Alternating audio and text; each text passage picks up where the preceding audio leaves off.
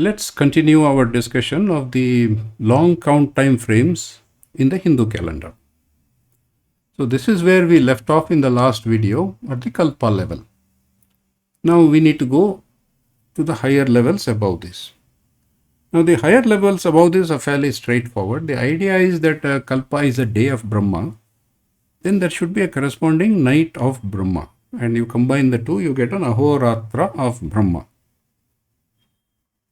And from there, you get into a very familiar concept. So 30 Ahoratras of Brahma make a Brahma Masa, a month of Brahma.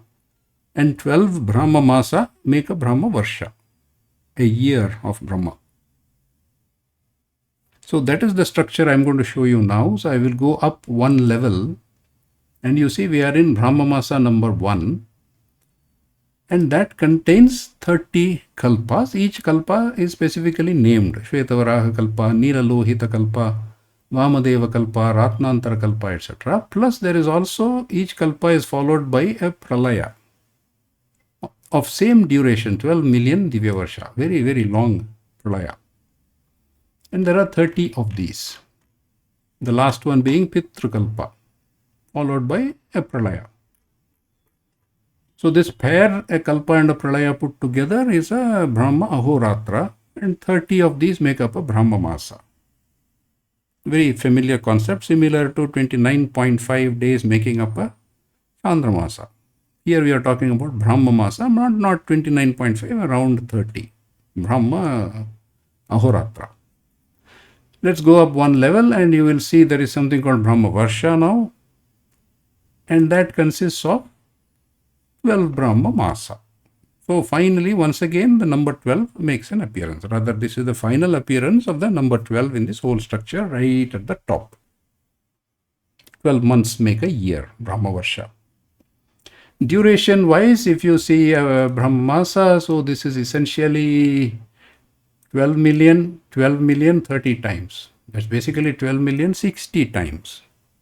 And that is 720 million Divya Varsha.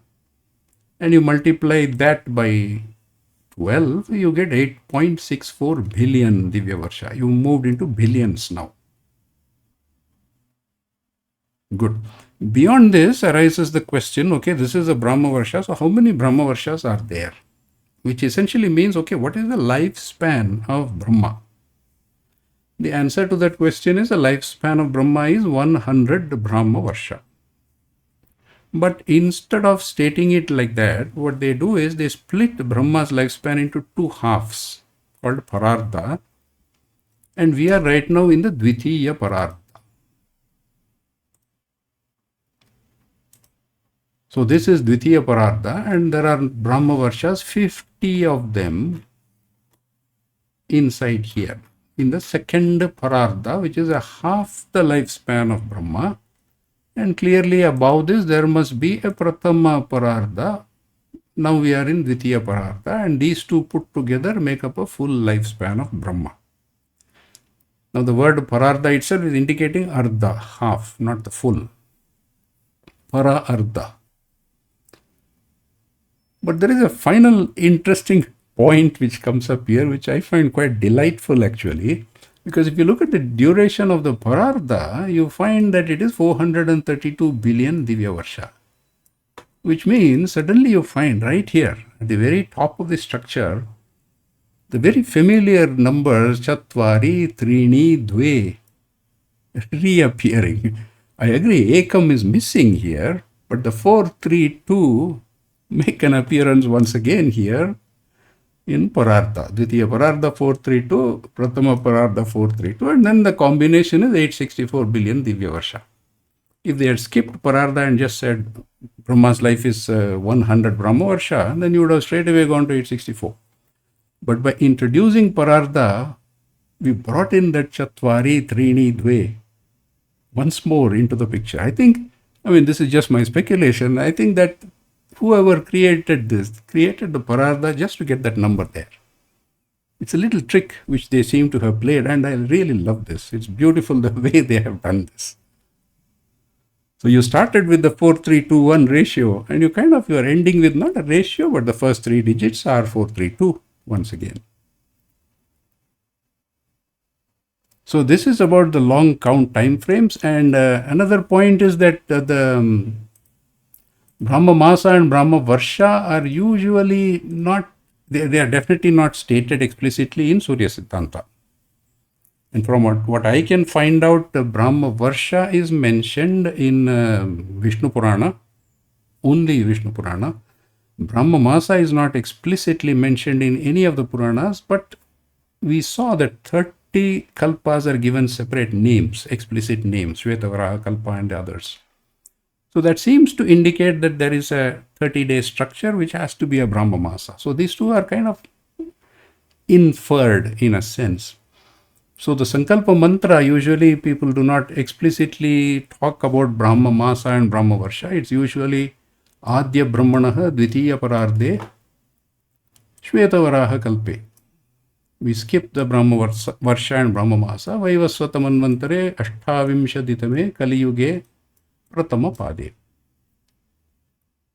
And essentially the Sankalpa Mantra reminds every one of us, or whoever is doing the puja, where we are located in these humongous time periods.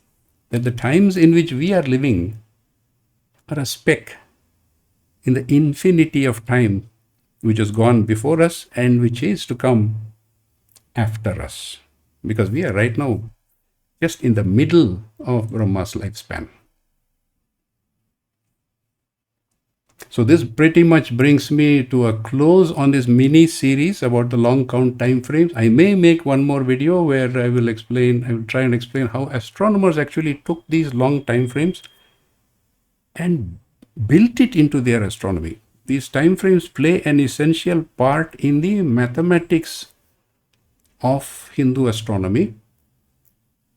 But that's kind of an aside. So with this, I effectively complete an explanation of the long count time frames of the Hindu calendar. And this whole structure is accessible to you. You can visit my website, ahargana.com/yuga, Y-U-G-A. And you will find this whole structure. It comes up in the browser, and you can click around any part of it. It doesn't matter. Wherever you want, you click, that entire structure will unfold in front of you all the way down to the individual Yuga Padas. Anywhere in the structure you can click around and examine. You can pass this link on to other people. You can get youngsters involved. You can get small children involved. Let them play around with this and become familiar with the yugas and the kalpas and the parardhas of the Hindu calendar.